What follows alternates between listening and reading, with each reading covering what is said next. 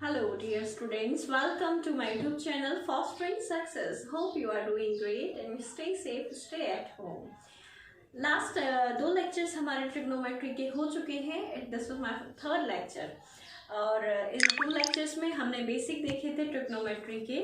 Third lecture की बात करें तो आज हम देखेंगे टेबल पे बेस्ड क्वेश्चन देखेंगे जो ट्रिग्नोमेट्रिक टेबल है जिसमें 0 से लेके 90 डिग्री तक के मान दिए जाते हैं. आज हम उनको बहुत इंटरेस्टिंग तरीके से लर्न करना भी सीखेंगे. इसी तरीके से अपने क्वेश्चंस को आगे बढ़ाएंगे. और लास्ट टाइम मैंने एक क्वेश्चंस भी आपको दिया था सॉल्व करने के लिए. होप आपसे बन गया होगा. चलिए हम पहले उसको डिस्कस करेंगे, फिर हम आज के अपने अगले टाइप की तरफ प्रोसीड करेंगे. So let's start. Question was if 10a is equal to √2 - 1. 10a का मान अगर √2 - 1 है तो आपको cos स्क्वायर a का मान ज्ञात करना था. चलिए शुरुआत करते हैं सॉल्व करने की. हम जानते हैं लास्ट के जो दो लेक्चर्स थे इनमें हमने पढ़ा था कि 10 किसको बताता है. 10 रिलेशन बताता है लंब और आधार के बीच में. यानी अगर 1 लंब को बता रहा, 1 क्यों लिखा मैंने, क्योंकि किसी भी संख्या का हर एक होता है, ये बात आप जानते हैं. लंब यानी कि परपेंडिकुलर, आधार यानी कि बेस. अब आपको मैंने पाइथागोरस थ्योरम के बारे में भी बताया था. यहाँ पे पाइथागोरस थ्योरम की आवश्यकता क्यों है, क्योंकि हमसे पूछा गया है cos a यानी cos स्क्वायर a, और cos हम जानते हैं बताता है आधार बटे कर्ण. हमारे पास लंब दिया गया है, आधार दिया गया है, हमें कर्ण का मान ज्ञात करना है. हमने पढ़ा था पाइथागोरस थ्योरम कहती है कि कर्ण यानी हाइपोटेन्यूज का square is equal to perpendicular का स्क्वायर प्लस बेस का स्क्वायर. ठीक है, यानी कि कर्ण का वर्ग बराबर लंब का वर्ग प्लस आधार का वर्ग. हमारे पास लंब और आधार गिवन है, हम इनकी मदद से आसानी से कर्ण का मान ज्ञात कर सकते हैं. तो चलिए ज्ञात करते हैं. परपेंडिकुलर कितना दिया गया है, √2 - 1, इसका स्क्वायर प्लस बेस इज 1 का स्क्वायर. अब आप यहाँ देख रहे हैं कि ये a और ये b, a माइनस बी का होल स्क्वायर बन रहा है. आप जानते हैं कि a माइनस बी के होल स्क्वायर का फॉर्मूला क्या होता है, a square plus b square -2 into a into b. ये आपको पता ही होगा, बेसिक सा फॉर्मूला है. तो चलिए इस फॉर्मूले को इसमें इम्प्लीमेंट करते हैं. यहाँ पे a को बता रहा है √2, b को बता रहा है -1. तो हमने स्क्वायर किया अंडर √2 का स्क्वायर, a का स्क्वायर प्लस b का स्क्वायर. b क्या है 1 का square -2 into a is √2 into b is 1. फिर ये तो हमने इस फॉर्मूले को खोल दिया यहाँ से यहाँ तक. अब प्लस 1 का स्क्वायर इज 1. सॉल्व करते हैं. आप जानते हैं किसी भी संख्या पे अगर रूट लगा है और उसका वर्ग है तो रूट हट जाता है, यानी √2 का स्क्वायर क्या हो जाएगा, 2 हो जाएगा. प्लस 1 का स्क्वायर इज 1 -2 इंटू 1, 2 1 2, 2 एकम 2 और √2 में गुणा हुआ तो 2√2 प्लस 1. अब आप यहाँ पे देखेंगे कि इनको हम अगर सही से लिखेंगे तो हम ये देख पा रहे हैं 2 प्लस 1 and 1, 2 and 1, 3 and 1, 4. यानी इस पूरे को हम लिख सकते हैं 4 - 2√2. 4 - 2√2. आप चाहें तो यहाँ से 2 कॉमन लेके भी लिख सकते हैं, पर मैं ये बोलूंगी कि अभी आपको ऐसा करने की आवश्यकता नहीं है. यानी कि यहाँ पे हमारा जो ये आया ये किसके बराबर आ गया है, कर्ण के वर्ग के बराबर. कर्ण का वर्ग आ गया है अपना कितना, हाइपोटेन्यूज का स्क्वायर इज 4 - 2√2. सवाल पे आते हैं. सवाल ने आपसे मान पूछा था किसका, cos स्क्वायर a का. हम जानते हैं cos किसको बताता है, आधार बटे कर्ण को. आधार क्या, यानी कि आधार का वर्ग, आधार यानी बेस का वर्ग अपॉन कर्ण यानी कि हाइपोटेन्यूज, कर्ण यानी कि हाइपोटेन्यूज का स्क्वायर. अब यहाँ पे हमें इसका स्क्वायर रूट लेने की जरूरत नहीं है. क्यों, क्योंकि हमें कर्ण का स्क्वायर ही पूछा गया है. सीधे सीधे हम आधार की बात करते हैं. आधार कितना था हमारा 1, यानी कि 1 का स्क्वायर अपॉन कर्ण का वर्ग कितना दिया है 4 - 2√2. तो अपना आंसर हो जाएगा 1/4 माइनस 2√2।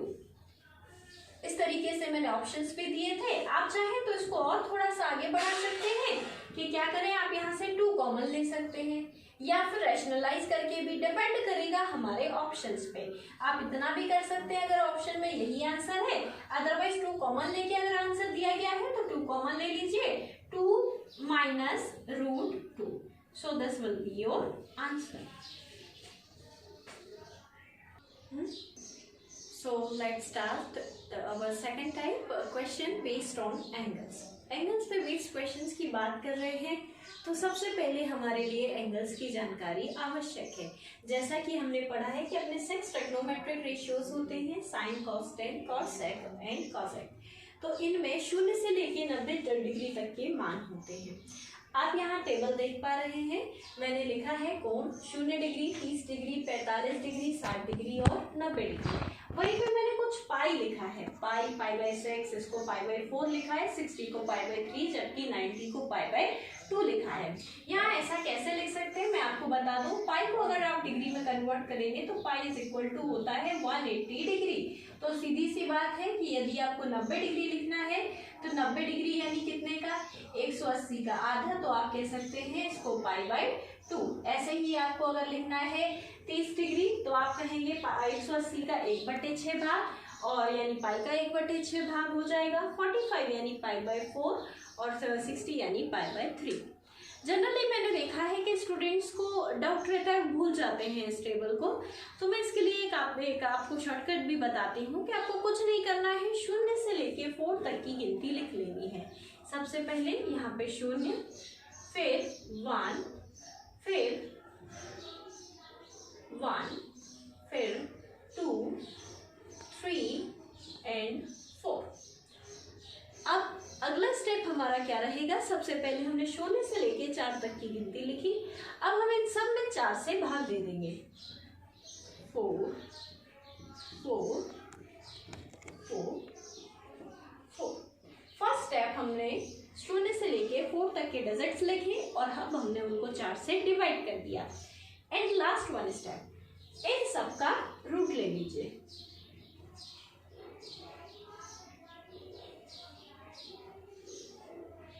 सबका रूट ले लिया हमने। अब ये जो लाइन आप देख रहे हैं, ये लाइन बताएगी साइन के मान को। साइन में कैसे, आप देखिए, अगर 0 में किसी संख्या से हम भाग देते हैं तो वहां पे भागफल क्या आएगा, 0 आ जाएगा। 0 आ जाएगा यानी यहाँ पे साइन में 0 डिग्री का मान क्या हो जाएगा, 0 हो जाएगा। साइन में 0 डिग्री का मान अपना 0 हो गया। अब बात करते हैं 30 पे, तो 30 पे 1 का रूट तो हो जाएगा 1, जबकि 4 का रूट क्या हो जाएगा 2, तो आप कह देंगे कि साइन 30 का मान हो जाएगा 1/2, 1/2। अब यहाँ पे देखो, क्या मैं इसको 2 1 कम 2 और 2 दूनी 4, 1/2 लिख सकती हूँ, यानी कि 1 का रूट तो रहा 1 और 2 पे आ जाएगा रूट, यानी 1/2 हो जाएगा। वहीं 60 पे देखें तो 3 पे रूट आया 3, रूट 3 और 4 का रूट क्या हो गया 2, यानी साइन 60 का मान हो गया √3/2। जबकि यहाँ 4 से 4 कट गया एक बार और 1 में रूट है, यानी क्या आ जाएगा 1। देखा आपने कितनी आसानी से हमने पहली लाइन में इन सारे क्वेश्चंस को इन सारे वैल्यूज को देख लिया है। साइन 0 डिग्री का मान 0, साइन 30 1/2, साइन 45 1/√2, साइन 60 √3/2, जबकि साइन 90 1। सिर्फ इस एक लाइन की जरूरत है, आपको इस टेबल में कुछ भी याद नहीं करना है। You have to just observe it. आप देख रहे हैं मैंने कुछ नहीं किया, पहली लाइन मैंने आपको क्लियरली बताई और उसको सॉल्व करके लिख दिया। अब आपको कुछ नहीं करना है, अगले स्टेप में आपको सिर्फ ये देखना है कि जैसे साइन में हम चल रहे थे राइट की साइड, ऐसे ही कॉस में चलना है इसके अपोजिट में, यानी कि यहाँ से शुरू करेंगे तो cos 0 का मान क्या हो जाएगा 1 हो जाएगा। फिर क्या आएगा √3/2, तो आप कहेंगे cos 30 का मान हो जाएगा √3/2, cos 30 का मान आ गया √3/2। फिर 1/√2 की बारी है तो cos 45 का मान कितना हो जाएगा 1/√2। फिर आएंगे आएंगे 60 पे तो किसकी बारी आई 1/2 की, बिल्कुल सही, क्या आ जाएगा 1/2 और फिर बारी आई 0 की, यानी उल्टा लिखना शुरू कर दिया हमने, left to right, right to left जैसा सिस्टम चला है अपना। तो इस तरीके से हमने साइन और कॉस के मान आसानी से ज्ञात कर लिए। अब आप सभी जानते हैं कि जब बात आती है tan की, तो मैंने लास्ट टाइम आपको बताया था कि tan बराबर होता है sin theta upon cos theta, tan theta is equal to sin theta upon cos theta. यानी कि अगर आपको tan में 0 डिग्री की वैल्यू बतानी है तो आप क्या कहेंगे sin 0 अपॉन cos 0। तो sin में 0 डिग्री पे कितना होता है 0, cos में 0 डिग्री पे क्या होता है 1, और जब 0 में आप 1 से भाग देंगे तो भागफल क्या आ जाएगा अपना 0 आ जाएगा। तो आप कह देंगे यहाँ से tan 0 कितना हो जाएगा 0 हो जाएगा। ऐसे ही आप 1/2 में भाग देंगे √3/2 से, तो sin 30 का जो वैल्यू है वो हो जाएगा 1/√3।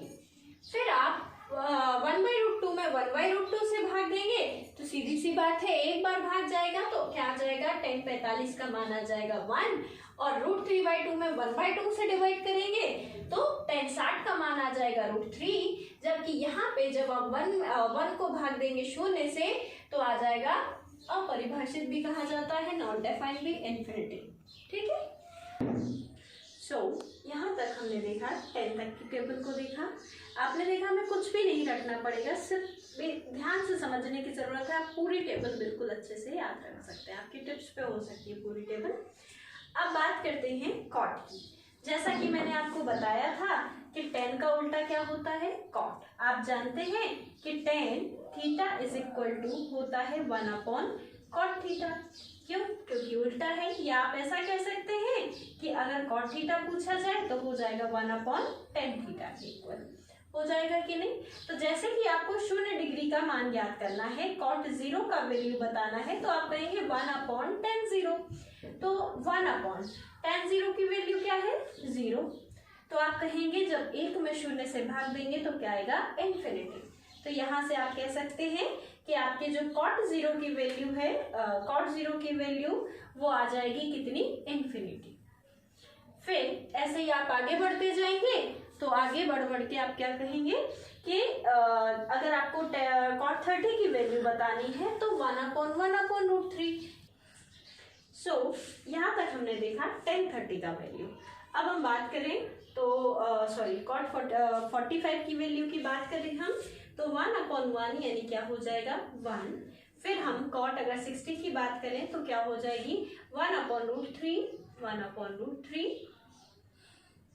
और 1/∞ यानी कि 0 हो जाएगी। Is that clear? अब हम बात करते हैं sec।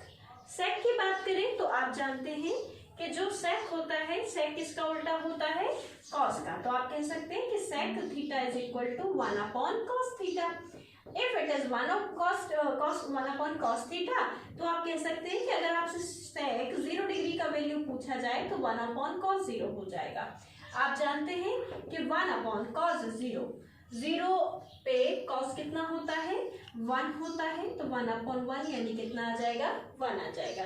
तो इस तरीके से आप 1/1 1/√3/2 ऐसे करते जाएंगे तो आपकी sec की वैल्यू आती जाएगी। तो क्या आ जाएगा sec 0 इज इक्वल टू 1, फिर sec 30 is equal to 2/√3, sec 45 is equal to √2/1 या √2 भी लिख सकते हैं, फिर 2 और फिर ये हो जाएगा 1/0 यानी क्या आ जाएगा इन्फिनिट।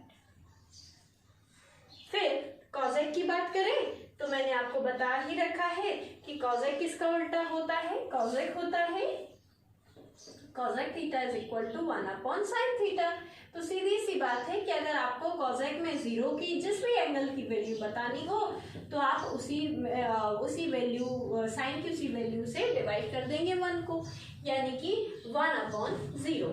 1/0 क्या हो जाएगा इन्फिनिटी हो जाएगा। फिर 1/2/√3 यानी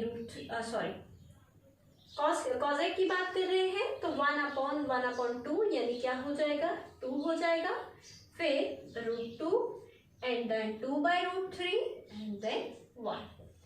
इस तरीके से आप इस टेबल को बहुत अच्छे से कंठस्थ कर सकते हैं। ट्रिग्नोमेट्री के लिए ये टेबल याद रखना आपको बहुत ज़रूरी है। ये तो मैंने आपको समझा दी है, आप इसको नोट कर लीजिए और कुछ देर के लिए इसको अच्छे से ध्यान से पढ़िए। 2-3 बार पढ़ेंगे तो आपको बहुत अच्छे से याद हो जाएगा और बाकी सवालों में तो हम इम्प्लीमेंट करके देखेंगे। आप इस टेबल को नोट कर लीजिए, फिर हम आते हैं इसी टेबल पे बेसिक क्वेश्चन की शुरुआत करेंगे। इनसे क्वेश्चन अपने जो एग्जाम्स में आए उनको भी डिस्कस करेंगे। इसके अलावा हम आगे भी बढ़ाएंगे इसके लेवल को। Okay, so you should pen it down. यहाँ पे मैंने टेबल आपको बताई। अब हम क्वेश्चंस की बात करते हैं जो बेस्ड हैं टेबल पे। यहाँ पे पहला क्वेश्चन मैंने लिखा जो बहुत ही सिंपल सा क्वेश्चन है, देखिएगा ध्यान से। हमें वैल्यू बतानी है 2 cos 60 degree plus sin 90 degree plus tan 45 degree की। कुछ भी नहीं, सीधे सीधे हम वैल्यू रखते जाएंगे। यहाँ पे रखेंगे 2 into cos 60। cos में 60 डिग्री की वैल्यू कितनी होती है 1/2, तो हम यहाँ रख देंगे 1/2 प्लस sin 90 डिग्री। sin में 90 डिग्री कितने की वैल्यू होती है 1। sin 90 की वैल्यू क्या होती है 1 होती है। sin 90 डिग्री की वैल्यू 1 होती है, तो यहाँ पे चलिए sin 90 की वैल्यू हम 1 रख देंगे प्लस tan 45। tan ये है, tan में 45 डिग्री की वैल्यू क्या होती है 1। 1/2 से ये 2 कैंसिल हो गया, यहाँ क्या बचा 1 + 1 + 1, यानी we will get the answer 3. How simple this is? Okay. So this was the first question. Let's come to the second question. Second question की बात करें तो कई बार सवाल में सीधे सीधे न देकर पाई के फॉर्म में लिए जाते हैं वैल्यू। जैसे कि इस सवाल में देखेंगे हम, दिया गया है कि यदि थीटा बराबर π/3 हो तो हमें 3 cot theta minus cot cube theta upon 1 - 3 cot square theta का वैल्यू बताना है। आप जानते हैं, हमने आपको बताया था कि पाई बराबर क्या होता है 180 डिग्री के होता है। अगर पाई 180 डिग्री है तो π/3 कितना हो जाएगा 180/3।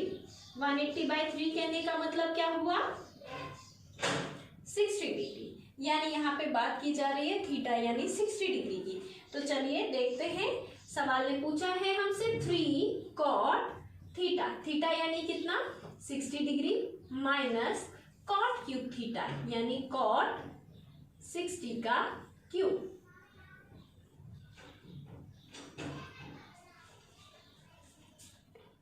पॉज करना है इसको। cot क्यूब थीटा, थीटा की वैल्यू क्या है अपनी 60 डिग्री, यानी cot cube 60 degree upon 1 - 3 into cot square theta, यानी कि cot स्क्वायर 60 डिग्री। चलिए हम इसको आगे सॉल्व करते हैं। आगे हम देखेंगे कि हमें कुछ नहीं करना है, सीधे सीधे हमें वैल्यू रखनी है। 3 इंटू cot 60। cot 60 देखिए, cot में 60 डिग्री पे कितना होता है 1/√3। 1/√3 तो रख देते हैं यहाँ 1/√3 cot 60 की वैल्यू हम यहाँ देख पा रहे हैं। cot 60 कितना होता है 1/√3, तो रख देते हैं यहाँ 1/√3। चूंकि cot 60 पे क्यूब था तो हम इस पूरे का होल क्यूब कर देंगे upon 1 - 3 into cot square 60। cot 60 is 1/√3 और इसका हमें कर देना है पूरे का होल स्क्वायर। चलिए सॉल्व करते हैं हम इसको आगे। तो देखो 3 इंटू 1, तो ये क्या हो गया 3/√3 माइनस 1 का क्यूब क्या हुआ 1 और √3 का क्यूब। अगर हम √3 का क्यूब करेंगे तो √3 इंटू √3 इंटू √3, यहाँ पे क्या हो जाएगा √3 इंटू 3 तो ये हो गया 1/3√3 अपॉन 1 - 3 इंटू 1 का स्क्वायर है 1, √3 का स्क्वायर 3 से 3 एलिमिनेट हुआ। अब देखिए यहाँ पे आपको पूरा सवाल सॉल्व करने की आवश्यकता नहीं है। क्यों नहीं है? क्योंकि आप देखेंगे सीधे सीधे कि 3/√3 माइनस 1/3√3 अपॉन 1 माइनस 1 इज 0 और किसी भी संख्या में शून्य से भाग देंगे तो हमारा आंसर क्या आ जाएगा 0। तो इस तरीके से ये अपना आ गया आंसर। पूरा सॉल्व ही नहीं करना है, हम क्यों अपना समय बर्बाद करें, क्योंकि समय सबसे ज़्यादा कीमती है। चलिए अब हमें आज का सेशन यहीं तक रखते हैं, क्योंकि आज की सेशन में जो हमारा सबसे अधिक टाइम लग गया वो इस टेबल को समझाने में लग गया है। आप सभी मुझे टेबल याद रखिएगा। टेबल याद रखेंगे तो आपको समझने में भी आसानी रहेगी और बिना इस टेबल के आप ट्रिग्नोमेट्री में कुछ नहीं कर सकते हैं। इसलिए आपको ट्रिग्नोमेट्री में अगर अच्छा परफॉर्म करना है तो आपको इसको अच्छे से लर्न करना ही पड़ेगा। इसीलिए मैंने पूरी कोशिश की, अपना बेस्ट किया है कि मैं आपको बहुत अच्छे से समझा सकूं, आपके माइंड में बहुत अच्छे से मगअप कर सकूं। तो इसीलिए आप इस टेबल को याद रखेंगे। आज के लिए आपका यही वर्क रहेगा और आज सिर्फ 2 क्वेश्चंस को किया है मैंने और बाकी के क्वेश्चंस को हम नेक्स्ट टाइम पे कंटिन्यू करेंगे। So if you like my channel, please like, share and subscribe, and if you have any doubt then do ask in comment box. Thank you.